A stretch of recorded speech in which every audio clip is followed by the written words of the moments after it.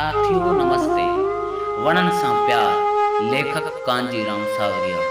उन हारी जी दिल जो कसम जंहिंजी बनी में बीठल बबर संदस औलाद जियां आ, बिल्कुल ईअं ई मूंखे धरतीअ जे दिल ते बीठल हर वण वतन जो वेस लॻे थो। तव्हां तस्वर करियो उन सहरा जो जंहिं ते ककरनि जे छिणनि बाद केतिरियूं ई जलावतन सावकूं कस मरूटे कंहिं थरी औरत जियां फुटी उथंदियूं आहिनि।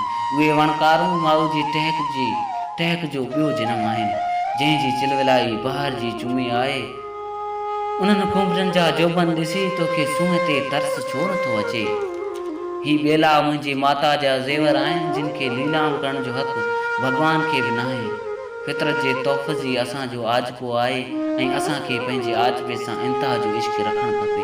ए लतीफ़ जा आशिको, अचो त धरती जे पेशानीअ ते हिकु हिकु वण पोखी फितरत जा हमरचा ॻायूं, जंहिंजे भुगाव सां काइनात जा अधु चरिया पोपट ॿीहर बहकी पवनि ऐं पाण कुदरत जा पोइलक थी करे ख़ूबसूरती जे खेत्रनि ते राज कयूं।